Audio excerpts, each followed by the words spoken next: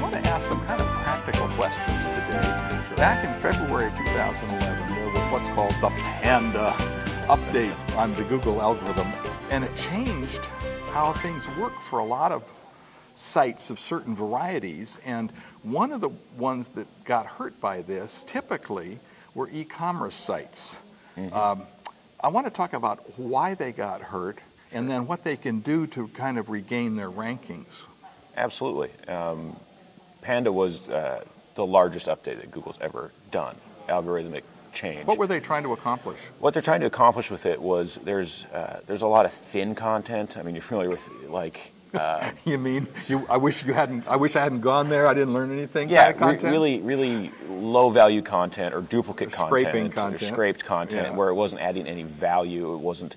There's no reason that should be there in addition to the other 100 websites that have that same content. Okay. You know, a couple of the notables that got hit were like ehow.com and Mahalo, where it's like, you know, just a ton of the same articles. You know, we were talking about it in a session yesterday with Dave Naylor, and Dave was, you know, how to make a 5-egg omelet, how to make a 4-egg omelet, how to make a 3-egg omelet. It's not valuable content to people. So e-commerce content got hurt. Why did they get hurt? A lot of the reason that a lot of e-commerce content got hurt is that it's, unless you're the producer or the manufacturer or the merchant of that, you know, the beginner of that content, what most e-commerce sites do is they get product data feeds from the manufacturers, which would include a picture of the product, exactly, and in a 2 or 3 sentence description. Yeah, a product name, product specifications, pictures, all that kind of stuff, and that gets sent out en masse to all the all the merchants selling that product, and so they'll put it on their website, and then they all have the exact same product descriptions, same pictures, same titles. So Google's been penalizing the little guy? It's not a penalty. I wouldn't call it a penalty. I mean, what happens is these sites do get... It's a penalty. Well, I look at it more as a cleanup of the index. Okay. Because it's... Do you work for Google? I do not, actually. Oh, okay. I've been... I'm just giving you a hard time. But anyway, it's hurt their rankings. Let's put it that way. Call it what you want. It's hurt their rankings. Yeah. So what can a small business that's got an e-commerce site, what can they do to kind of regain their place in the cyber world? Yeah. Well, it's all about the value add. And that's what Google's about, too. I mean, Google, if you go to the corporate line, Google's all about the user. When people go use Google, Google wants them to have a good experience, want them to find what they want. And Google doesn't feel that it's a good user experience to have 10 websites in the top 10 that all are exactly the same. Right? Okay. So what are you doing as a merchant that is different from the 500,000 other merchants selling the same product set? Yeah, this sounds like work. It is work. Internet marketing became work somewhere in the last couple of years. You know, I remember when it started, there were these guys saying, well, you can turn it on autopilot and go to the beach.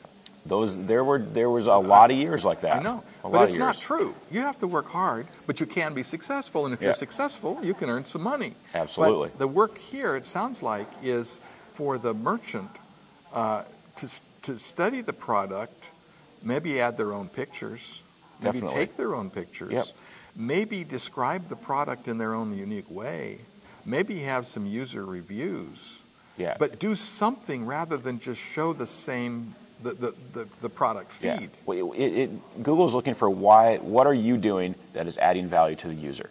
I was recently in the market to buy a juicer. I'm decided I'm going to get healthy and juice vegetables and fruit and all that kind of stuff. And so I went online. I did sounds ugly. I don't know. We'll find out. Okay. Juicer's probably there when I get home from San Francisco, so I'll let you know. Okay. So I went online to do some research for juicers, and I found this website. I can't remember exactly which website it was right now. Juicer.com? It was like the Juicer Depot or something like that. Right.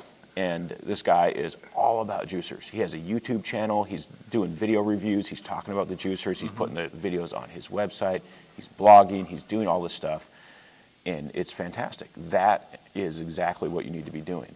The problem is a lot of merchants, I mean, he's working with a very narrow scope. Right. He does juicers, so he can do that. When you're doing massive product feeds, but one thing cumbersome. Small business people have learned is they're not big enough to have a general store.